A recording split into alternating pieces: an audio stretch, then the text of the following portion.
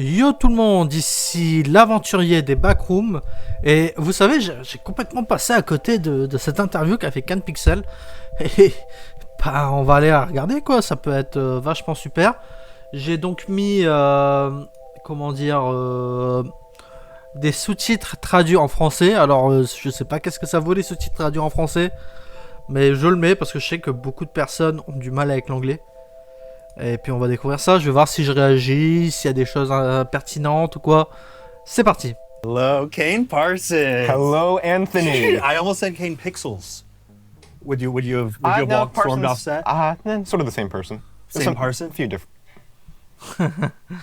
I tried my best. So this is your first in-person interview ever? Yes, it is. Are you tired of being known as the Backrooms guy?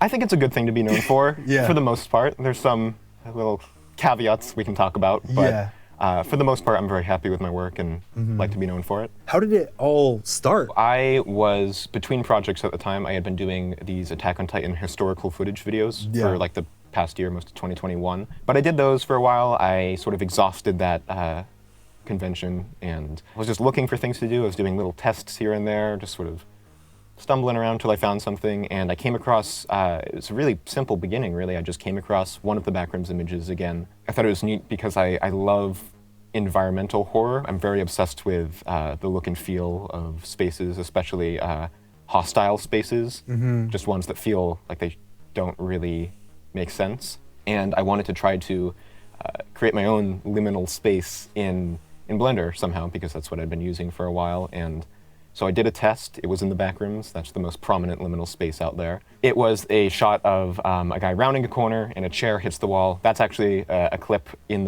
around the end of the actual full Backrooms video. Did you use the actual one? Yeah, I sort of built it around that one shot. And I do that a lot. With a lot of my works, I sort of reverse engineer from a certain moment I really want to happen. Yeah. And sort of unfold from there. A lot of the stuff in the series was coming from a combination of ideas I had floating around in my head for a while. So most of it is predating the Backrooms idea. The Backrooms is more of just a texture to wrap over everything. Did you have people? Je fais une pause parce que c'est vachement intéressant, mine de rien, ce qu'il dit. Donc j'étais en train de lire et... Ah merde, je suis désolé, KANE, ma tête t'écrase. Ce que j'allais dire, c'est intéressant parce que du coup, il a vu des liminal space, il a trouvé ça cool, cette idée. En fait, c'est parti de ce que beaucoup de gens ont kiffé. Vous savez, ce côté de... Voilà, est-ce que tu as déjà vu ces lieux dans tes rêves? Est-ce que ces lieux te semblent familiers? Tout ça. Et qu'il y a un côté un peu bizarre, à la fois nostalgique et malaisant. Et du coup, ça l'a inspiré. Et de base, ben, il faisait des trucs sur l'attaque des titans, qui est un très bon animé au passage si vous regardez. Très bon manga aussi. Et donc du coup, c'est comme ça que lui est venue l'idée des backrooms, qui de base vient de liminal space en fait. Pas forcément du Wikidot, du moins il en a pas encore parlé. Est-ce qu'il va en parler? On va voir. People coming to you being like, this isn't the creepypasta Backrooms that I know and love in my head, that I read on Reddit and 4chan every day. Well, that's what happened. I was vaguely aware of the Backrooms, or I was aware of it in terms of the original image and the caption that I saw on Instagram 2 years before. I think most people know the one I'm talking about. If you no clip out of reality in the wrong areas, that image. It's kind of like a liminal space. Yeah, I'm sure you've seen it. It's definitely the most famous one. But I had no idea there was this community behind it. So when I put out the first video, I was surprised to see all these people saying, "You're doing the Backrooms wrong. What is this? Yeah. What, there's supposed to be smilers on level 1, or that might be wrong. Sorry, wicked people, but there's all this terminology I'd never heard of, so it was confusing." Donc en fait, il connaissait pas le Wikidot et il a regardé en fait l'image, il connaissait l'image de 4chan qui lui avait inspiré, et c'est par la suite que genre il s'est dit que en fait il y a des gens que quand il a fait sa vidéo ils ont dit c'est pas ça, y a pas d'entité niveau 0 par exemple. Je suppose que ça a dû être ce qui est revenu le plus peut-être, ce genre de choses. Et lui il connaissait pas, donc il est en mode what the fuck, tu vois. Il y a des gens il y a vraiment une communauté, il y a vraiment un Wikidot et tout derrière. I think for the most part the response was still very positive, but that carried through for a while until eventually it seemed like people almost forgot about the old one on like a larger scale, and now mine has sort of been adopted as the leading. It's canon. I don't think people are so caught up on what's canon and what's not. It's weird. Like, I don't think it matters. I think everything. Excusez-moi, c'est parce que cette hot take, il a raison, hein, mais cette hot take de dire les gens ils ont oublié avec l'ancien lore, vous savez, lui qui note et maintenant c'est le mien. Il a dit plus ou moins ça, du moins, d'après ce que j'ai compris. Et après, il y a des sous-titres aussi qui m'ont un peu aiguillé, mais cette hot take. Après, il a raison, hein. En soi, KANE Pixel est plus connu que le Wikidot à l'heure actuelle. Is canon to itself. The lore goes so deep, almost with just as many things that are unsaid or unshown as the things that are shown on camera. I mean, you have people dissecting your videos. You have the film theorists. I think they made like 5 videos dissecting the Backrooms. Those have like over 30 million views. That was crazy. Yeah. They're getting more views than I am now in the videos. Does any of their analyses dictate where you take your series? No. The outline from the time that I started putting out videos on this end, it was mostly materialized. The whole story hasn't changed, and it definitely hasn't changed because of certain theories or ideas brought up by people in the community. So hear that, Matt? Pat, you do not have any power over this man. Sorry. I know you think you do. No, he's great guy. Thank you, Matthew, for all your coverage. But no, sadly, you do not influence this series.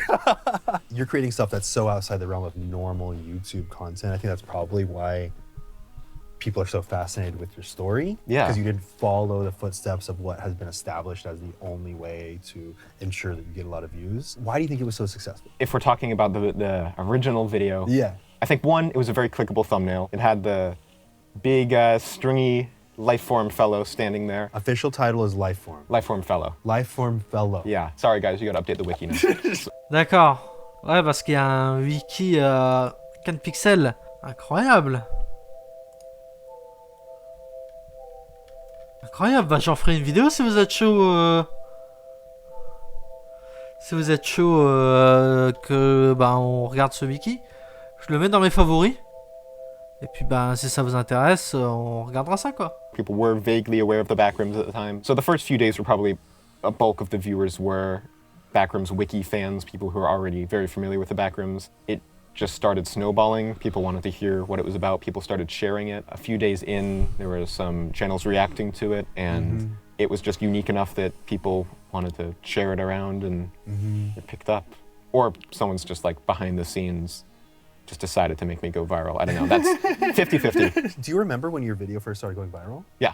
I do a daily journal. I like logged it as it was going on, so I can look back on that. You're like, Captain's log, number, day 75. It was, you don't really realize it's going viral. It's a gradual thing, but it was probably around like week 2 that I started feeling like, okay, it's not stopping.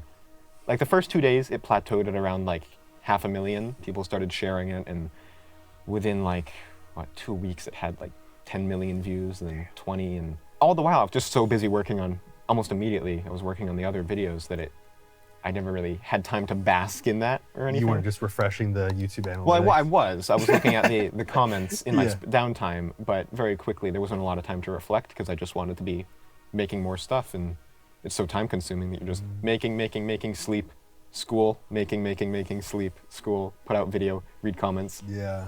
Making. Did you know that your life was going to change in that moment? Life is always changing.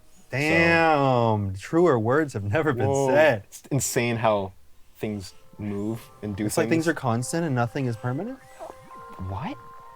We keep doing this like surprised bit. I don't know what this is. It's just going to be a constant surprise bit. I think one of the interesting things about what you're doing is it was done without any budget, without a big team. It was all from one creative vision. And I think that kind of magic is what's felt in a weird sense. Like I feel like it would just be lost if a huge team came in there and did that. I agree. So I mean, how do you prevent that when you're making a movie? Yes. So how do you make a movie of the Backrooms and not have it feel like it's just an overproduced company cash grab? I think, one, I'm very happy with the people we landed with, A24. They are very generous with the amount of creative control they want to give me on this project. Obviously, there would be points where the producers and studio would give notes, but we both want the same thing with this project. We're both going for the same endpoint. Yeah. They're not trying to turn it into some crazy action flick or something. Yeah. The film... Au cas où si vous le savez pas, oui, KANE Pixel fait un film sur les Backrooms. Voilà, j'en ai peut-être pas parlé sur ma chaîne, donc du coup je le dis maintenant. Il travaille bien sur un film sur les Backrooms avec le studio 1.24 si je dis pas de bêtises. Won't be found footage, it'll be through a purely cinematic lens. Yeah. And I think there is a special quality to keeping it purely found footage, but the story I'm telling is sort of branches outside of the area of eerie, weird atmosphere, strange room geometry, and it becomes a lot more personal and conceptual in a lot of ways, and that's just not something that I'll be able to pull off in the found footage medium. But I have methods in mind that I want to exercise while shooting the film that will preserve that special quality the Backrooms I has. feel like you're not going to tell us how you're going to do that. I'm not. I really want to know how you're going to accomplish that homemade kind of feel while it's still so produced. Yeah, we'll find out. Tell me more, God damn it. Probably not as exciting as you're thinking, but hopefully it will be. You also mentioned that you have an unconventional creative process. Yeah. What does that mean? That's very I don't know. Okay. It's so unconventional, you don't even know what it is? No, I just make things. Like I'll black out and I've got a video there, fully Yeah. exported. I don't know where to start with it, really. Because, I mean, I go about the production process the same way most people would, but I am willing to focus on very small, minute details for longer than I think most people would. I enjoy the process of like fleshing out a scenario or a universe more than a normal piece of fiction would. So you're aware enough of all these small peripheral things that when I'm telling the more engaging main story, you feel like anything could happen or it could go in any direction, and in turn just feels a lot more tangible and real. And you mentioned that you played a lot of sandbox games growing up. Yeah, where definitely. Anything could happen. And I kind of feel that from your series. It does feel like a video game in the sense where it almost feels like you're watching someone else play a video game where anything can happen. Yeah, it feels very free. Like for me, the Backrooms has never been scary. I mean, of course, realistically, if I was there, I would be fucking freaked out. But I've always just wanted to run around it there. It seems like a cool place to just look at stuff. When you're in a dream and you're exploring all these strange, like warped versions of places you know in your life. Of course, when you're in the dream, it feels like your actual house. But then when you wake up and reflect on it, that wasn't my house. That was a Walmart. Do you care about retaining the vision and the feel of the viral stuff? Absolutely. I do not want to hand over the car keys and let it turn into something else. I wouldn't be doing this if the idea was for it to mutate into something else, because no amount of money, I mean, maybe a few billion, but for the most part, money can't substitute the feeling of having a project you're invested in. Yeah. Because everything you do, no matter what, you're always going to get desensitized to it in some way. So you have to, in order to be constantly engaged and constantly motivated to do new things, just put yourself in a situation where you're always moving up a hill rather than plateauing and sort of reaching downwards to where you've already been. As soon as I finish a project, I feel good for having it done for like one day, and then instantly I start to get hit with this like need to make something new and this unrest. I don't know if it's just a me thing. I physically need to be making stuff. I need to have this light at the end of the tunnel to be running after at all times. Do people tell you that you like kind of skip some steps in terms of... C'est vrai que c'est très intéressant, donc du coup je suis vraiment pris dedans, essayer de comprendre qu'est-ce qu'ils disent. Lui en fait il aime bien les backrooms, ce côté un peu onirique en fait, le fait d'avoir l'impression que tout ça c'est un rêve. Il trouve pas ça spécialement effrayant en particulier. Enfin si, comme il a dit, le fait d'être, si les backrooms existaient et qu'il serait dedans, il paniquerait. Mais sinon ça a l'air d'être un rêve plutôt cool où il aimerait bien se balader et tout ça quoi. Dans un délire purement fictif en fait. Quelque chose dont je n'ai pas parlé au moment de cette vidéo et que je me rends compte au montage, et que j'aurais dû en parler parce que c'est vachement intéressant, c'est que KANE Pixel explique avoir besoin d'un projet et que instantanément, quand il commence un projet, il a envie d'en faire un autre. Que tout ça en fait c'est une sorte de moteur qu'il a besoin de créer des trucs en fait. Getting a movie out there. Oh yeah, I mean it's a weird process, like having this amazing situation come up with no previous knowledge. Like I have no experience outside of this. This is my first intro experience to the film industry. So you're like, oh, I just create something and then a movie version becomes a thing. Oh, like nice. that. That's This is pretty your cool. norm. Yeah, and that's probably going to have. Yeah. It's going to be interesting to see going forward how that impacts just the future for me. But I mean, where you think that you create something and then everything's handed to you after that? No, I I'm just kidding. I'm kidding. But it's been such a smooth experience so far that I haven't been made aware of all of the potential pitfalls. That's a Backrooms title.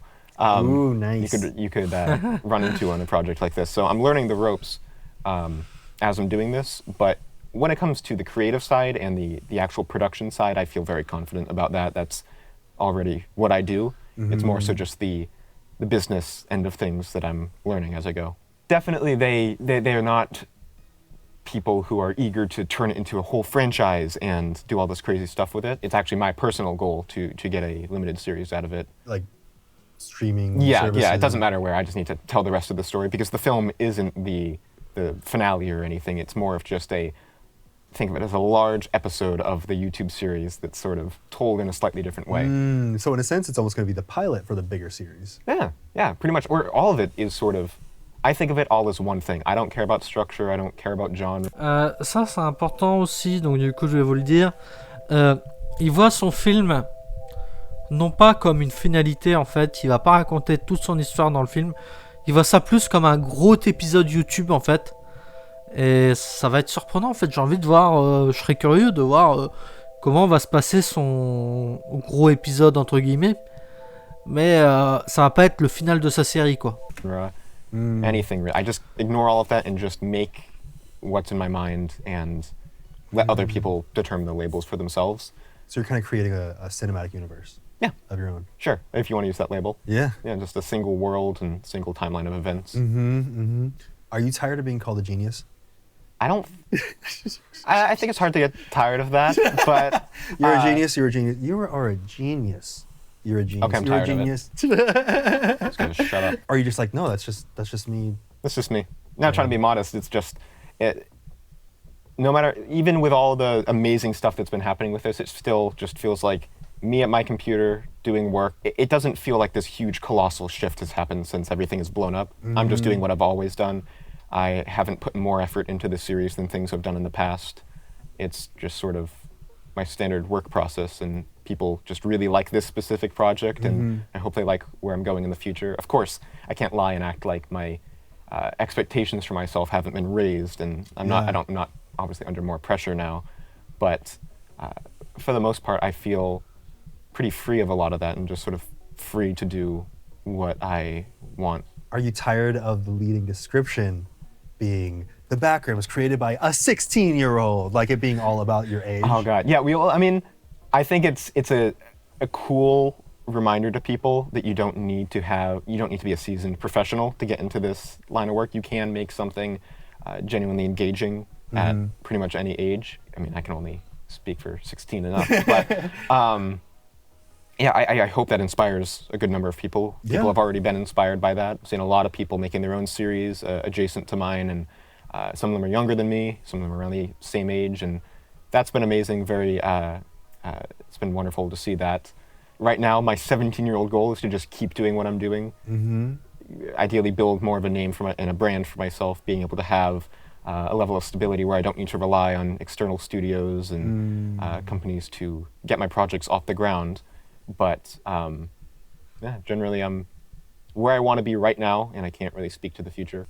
Are you thinking about leaving YouTube behind? Are you always going to stay on YouTube? I plan to always stay on YouTube. I don't want to abandon this. Yeah. Because again, my roots are in the internet. Really, I just want to make stuff, and whenever I'm not making stuff in a studio, I'm going to be going to YouTube. Because again, I can't not be making things, and YouTube allows for a lot of things I can't quite get past the pitching phase to these bigger people, because a lot of my ideas are just so weird and unconventional in format that it just wouldn't work as a film. It only works in this strange, unexplained internet format. Because I don't like explaining my work creatively for the most part. I like to just let it speak for itself, and then I just stand there silently in the background, just let people look at it. Here's a video. Well, that's why there's so much lore created about your content that you didn't even write. It's just people develop it and create it themselves. The Backrooms has mutated drastically since then. There are channels, I don't want to say pretending to be me, but there's channels using the name Async. Some of them are verified. They get almost as many views as I do. They have the hazmat suits. They have the same characters as me. Technically, you took the concept of Backrooms and created something bigger. Yeah, so but that now people have taken your concept and created something else. Yeah, and it's interesting because in like a normal film setting, that would just be copyright infringement. That would be the theft of IP. But on the internet, everyone owns everything, pretty much, it feels like on YouTube, even if legally they don't. Il explique que lui, il a pris le concept des backrooms, qu'il en a fait quelque chose de plus grand.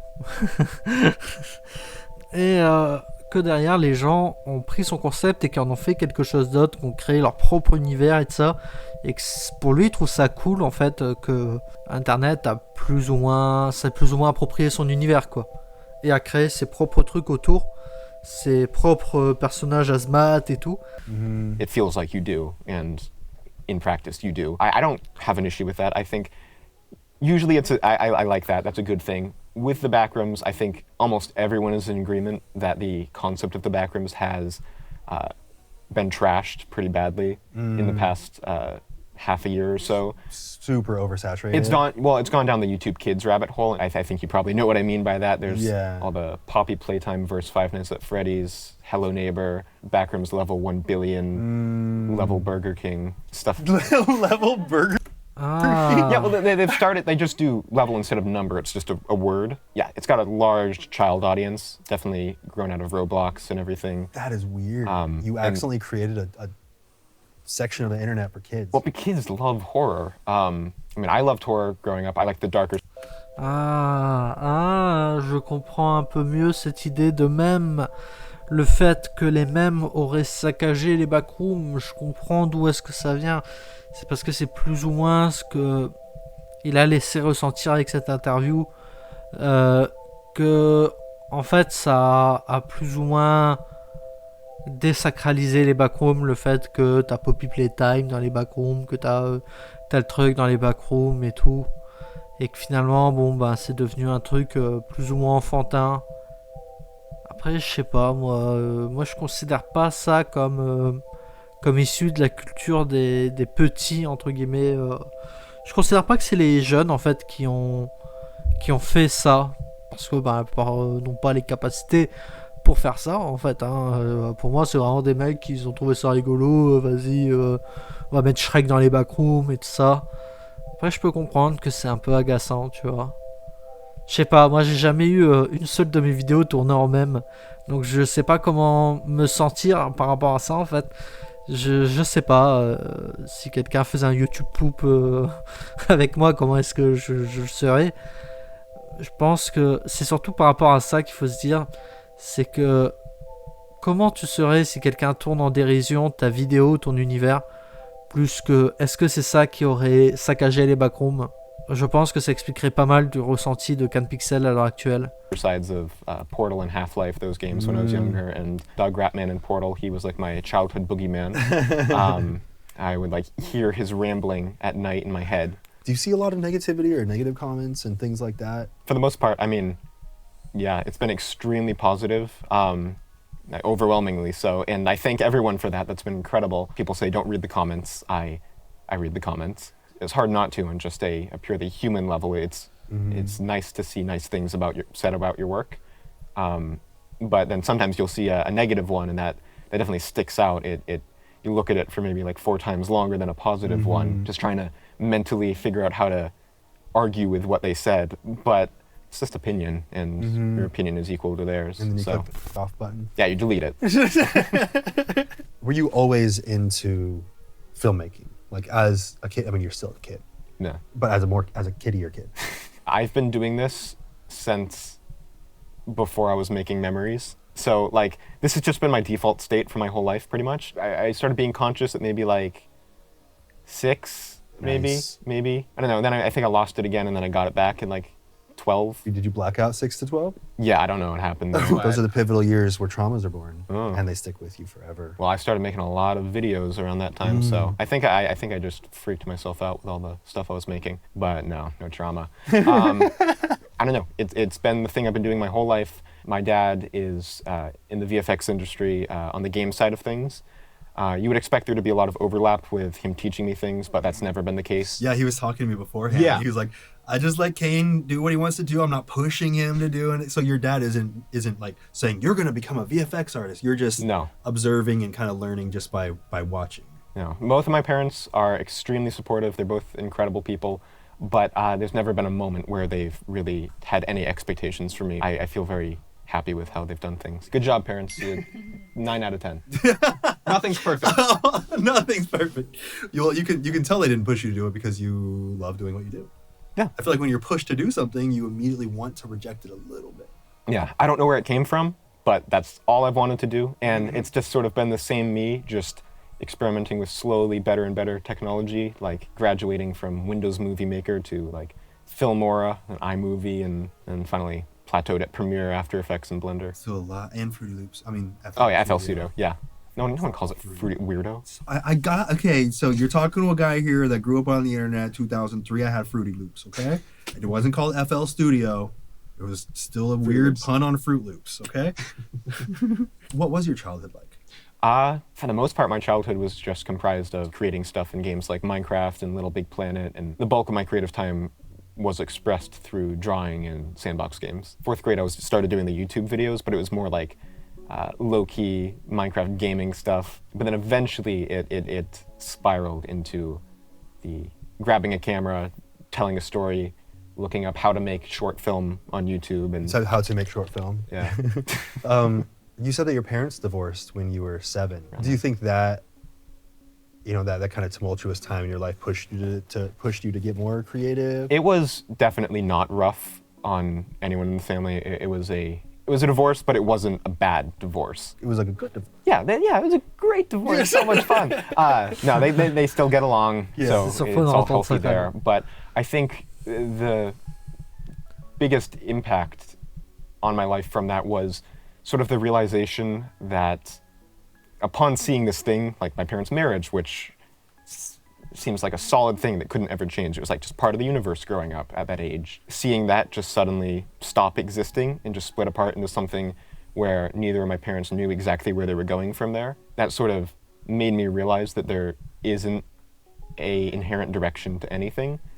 And anything can turn into anything, and there just isn't really a set of rules. So if you think of it like that, then there was really no reason why I couldn't really throw my all into doing what I want to be doing. No one's right, really. No one's right, no one's wrong. It's just, if you want to do something enough, there's no good reason why you shouldn't. So that's what I did. It led to a lot of existential crises around that time as well, thinking about death a lot. And I mean, of course, everyone goes through that phase somewhere in life, but I got that at like 7.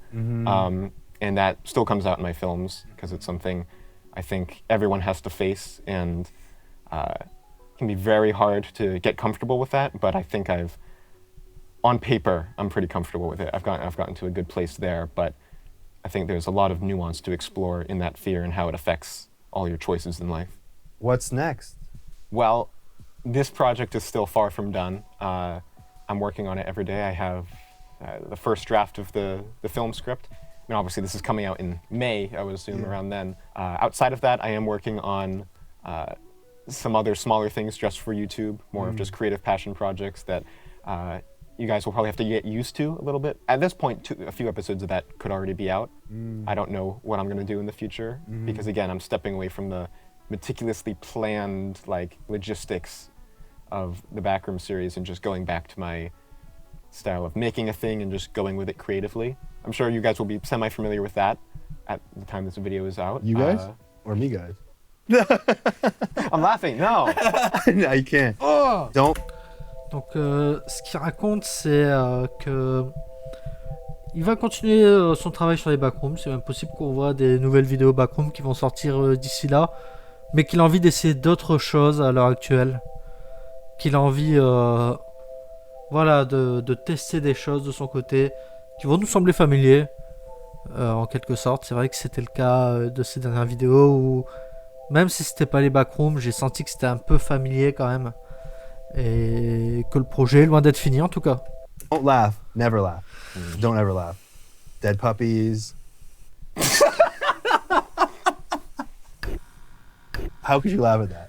I told you not to laugh at that. It's kind of generic. It's like everyone says dead puppies. Everyone says dead puppies, but you always laugh when you hear it. And that's... You're laughing. You're laughing. You're all laughing. Just have to wait long enough. Next question. I was gonna get a tear out, but I'm glad you stopped me because that would have been a lot. We'd be there for hours. Yeah. Voici donc du coup qui conclut cette vidéo. J'espère qu'elle vous a plu, j'espère qu'elle vous a intéressé. N'hésitez pas à me dire votre avis en commentaire. Et à très bientôt pour une prochaine vidéo sur les Backrooms. Bye!